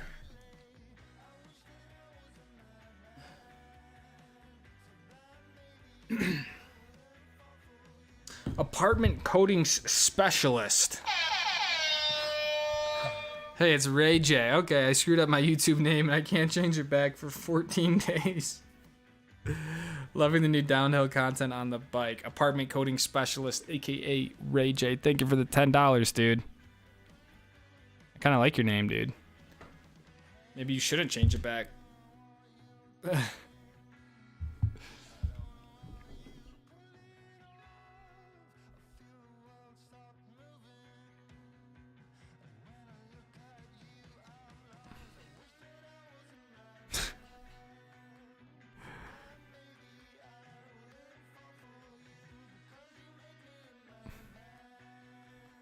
Cody Covey, what's up, man?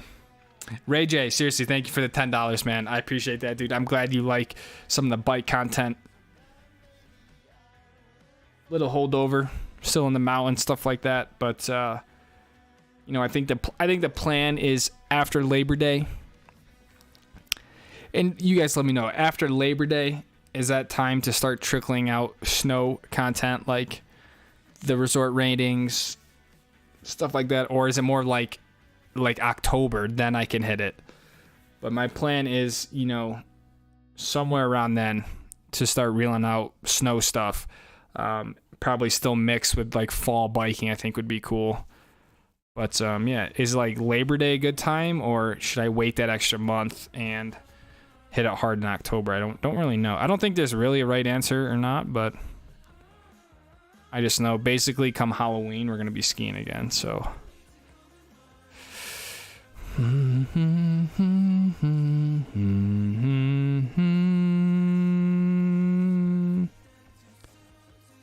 Ladies and gentlemen, this time the stream is no longer rated G or PG. So if you have kids, Eric, I'm talking to you. It is time to put them to sleep. Because we have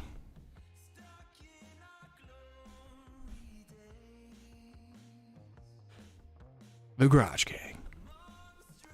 A little bit early on the Garage Gang, but I figured, you know, we can just leave their photo up here while we chit chat. The email.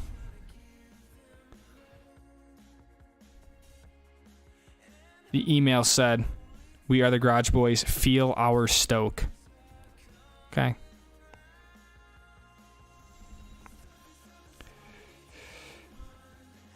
Cody Kobe says, "Hey man, we talked about this on last week's live, but Tioga Pass announced an opening date for the road to my basement. Let's go, dude. When are they opening it?"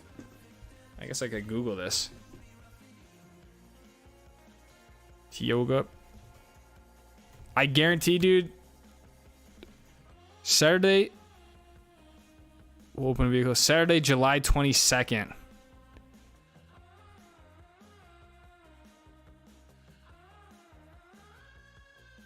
Dude, there's probably so much snow up there still. Glacier Point Road is open. Dude, I gotta make a Yosemite trip. There's so many trips, dude. There's so many places to go.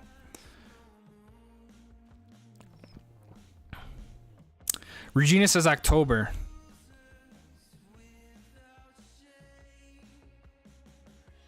Ski Bum says Labor Day. Still beach time during Labor Day, September. Jeff says October. So we got two for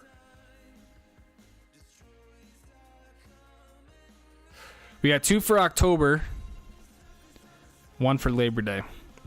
You know, that's what I said. Not really gonna go wrong. I mean, maybe I'll do a little bit, you know, end of September. But Yeah, certainly by October we'll be leaning into it. I think it's going to be a mix of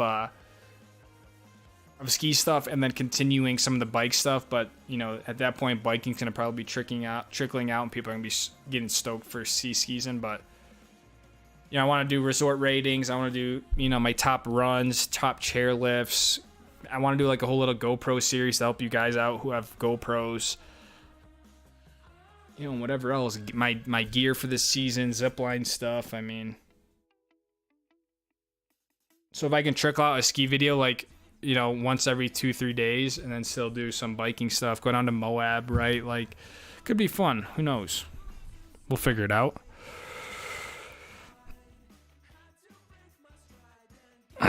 Garage game's been quiet. We get a pick. We got a pick. We got Dakota. We got some garage dogs in here. We got Pharaoh. We got Pablo. Rasta Banana. Dude, what a legendary group of humans. I mean, seriously, dude. Show me a better... Dude, I just don't think there's any better live stream group here. I really don't. I think there's 2 garage pups, Regina. Isn't there? There's one on the back of the sofa.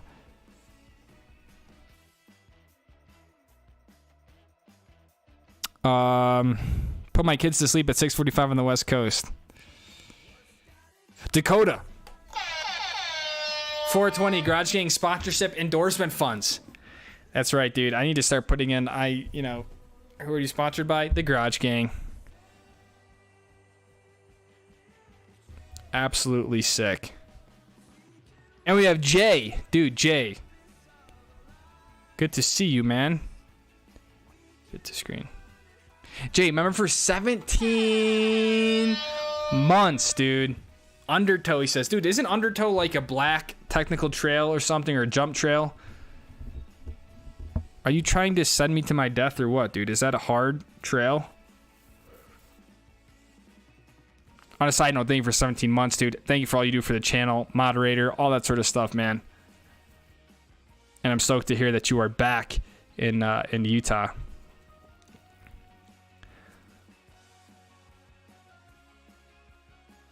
Put it up whenever you start seeing ski-related content in your feed.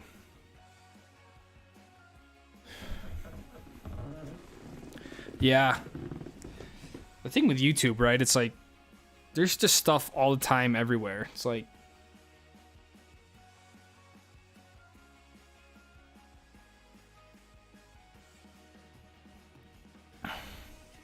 I'll just do what feels right, you know? Like, I have a very hard time forcing content that I'm not passionate about. So once I feel like stoked and inspired to like really put out the ski stuff, it'll happen. Probably be around end of September, beginning October. Just getting people stoked.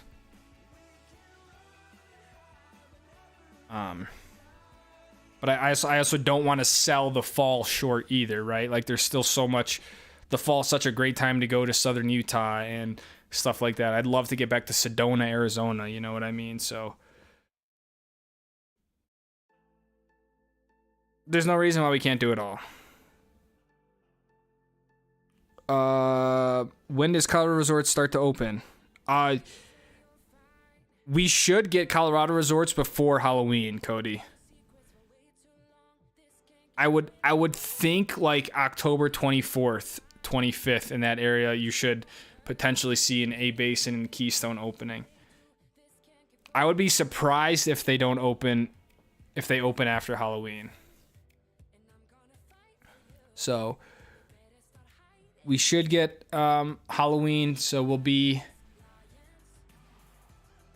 and then even a lot of the other Colorado resorts that are a bit lower elevation, like Vail, Copper, those will still be like first, few weeks in November, and then we'll bounce back to Utah, and typically Park City and stuff like November 18th, 19th, like the week before Thanksgiving. If it's a good sort of weather year for it, colder temperatures, able to make snow, get snow.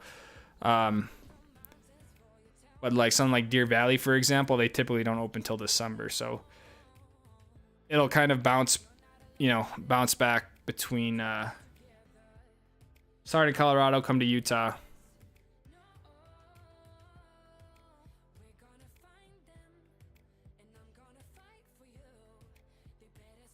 The good thing with like A bases is because it's so high elevation, and because they're just kind of nutcases, they can just make snow and just put it in a little sheet and like say they're open.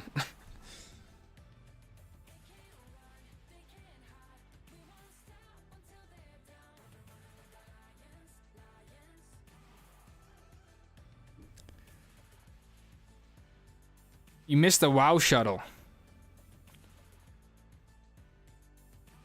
Dude, it feels like the weather's kind of gnarly for a ride anyways, but I rode up to, I did an Armstrong to Spiro loop today. It was fun.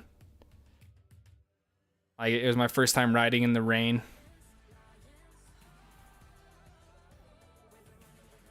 I think I like the bike parks a little bit better, but I honestly did enjoy the climbing. Geezy Gamer, what's up? I'm so stoked about your new mountain bike jam. I'm stoked too. It's just, it's fun. It's cool being at, you know, ground zero of something again, and trying to figure it out. And this summer is always a struggle with the channel. Granted, this is my first summer doing it full time, so you know, it's been an experiment, but I think this is probably the best avenue for the channel. Now it's just a matter of me figuring out both the biking and the filming of it. But I mentioned it earlier in the stream. I dropped Luna off the van to get rust repair, and they're saying about 2 weeks without the van, which is really, really unfortunate. So I just it doesn't feel the same making the videos without Luna, at least be a part of them somehow. So, but it's for the better.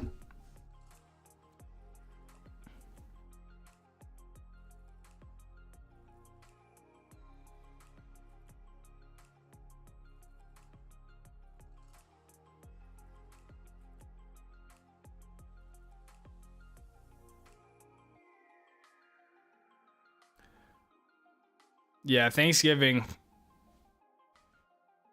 Definitely in Colorado. You know, A Basin and those places will be open by Thanksgiving. I remember one year, like, Park City pushed their stuff back because they didn't have snow. So, you know, if Utah can be open by Thanksgiving, that's a pretty good sign. I'm not sure if they'll open in October this year because it's El Nino. Ooh. Man, that would suck. I miss my Silverton, my 2 weeks of living in Silverton, of going to the Target, going to the gym, skiing for 2 hours. El Nino has me confused. All I know is it should be worse year, but then I hear some people saying it will be a monster year. Dude, honestly, I just want like an average year. I just give me like 350 inches here in Park City and we'll be good. Like, we don't need 650 or 600. Average year is fine. A little bit above average, we'll take it. We'll ski our POW days. We'll have our Bluebird days. Chris Nadi with the 20.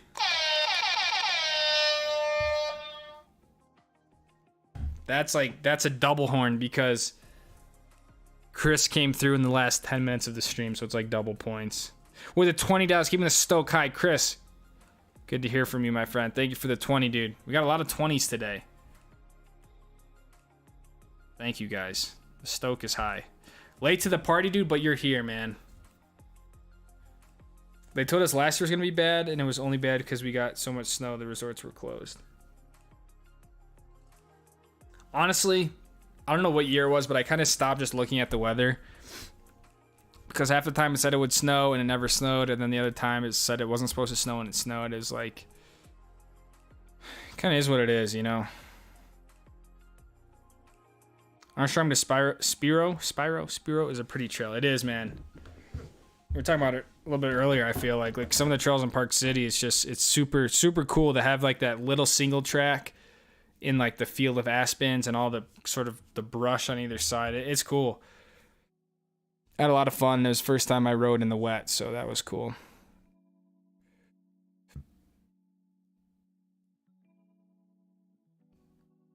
I have yet to really, I have yet to be confident enough to do a black diamond on the bike. I think that's kind of my next step. I want to get through this lesson on Friday. Yeah, I don't know. I've been a little bit tentative to do a black diamond.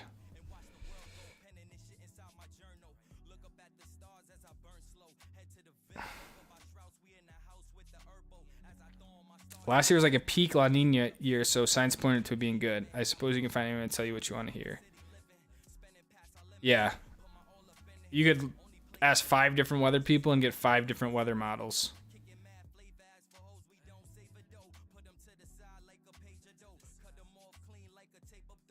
Did you try the third person angle? Dude, I was setting it up, and for whatever reason, I just couldn't. Why did I not do it? I think I need a longer pole off my back, and I was getting eaten alive by flies. So I was like, I didn't at the end of it. I really didn't. I don't know how well this vlog's gonna be because it's mostly first person of me just trying to climb up this hill. So I want to try that angle, but I haven't. Maybe I'll probably try it Friday.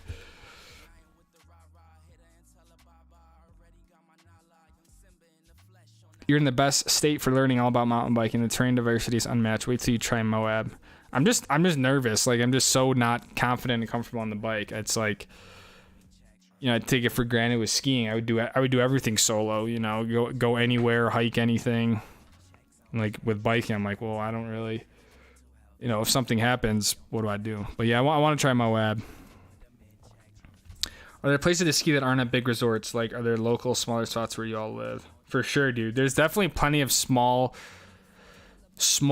resorts, local mom and pop stuff still. It's not, you know, it was obviously more common years ago, but there's definitely still some small hills. Independently owned, you could say, you know.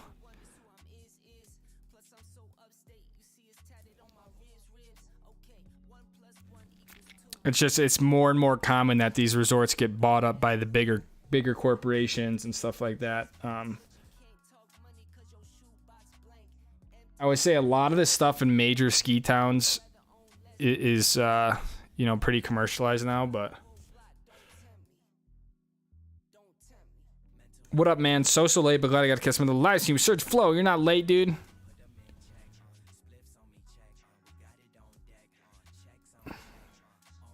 Thanks for being here, Serge. Everyone's running by the last minute. I know. 1 minute left. 1 minute. Fight. 2 years ago was a bad year for Tahoe, but it did snow on every single one of our trips, so it was a good year for me. Dude, Tahoe was just such a crazy place, dude.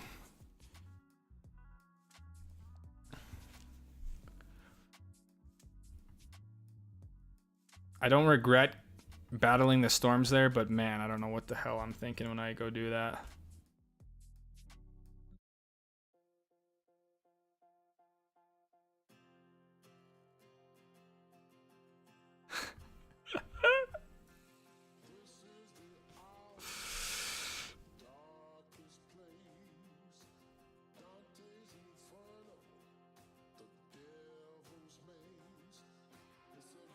Try the one off the seat post. That's the one I was trying to rig up. I was trying to mount the tube mount underneath and then run the boom arm out.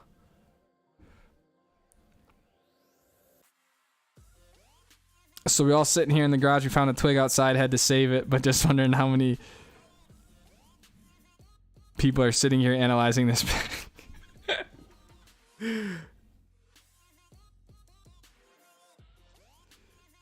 White Pass just got bought by a private group. So far, it seems like they care and won't sell out to avail. Whoever hoping. Good night, apartment coating specialists. Guys, thank you for another incredible stream, man. It was great. Thanks. Well, thanks for taking the time out of your week, your day to be here. It's really fulfilling, and it's just awesome to hang out with you guys every week. So I know it's a lot of time, and yeah, talking to you guys throughout the through a computer screen. But I hope you guys enjoy it. Hope you guys have fun. And yeah, some fun videos. I'm doing a lesson at Deer Valley this week, Friday. So that should be kind of cool. Another sort of organized YouTube video thing. So it should be a lot of fun. And yeah, just appreciate you guys. So have a good night.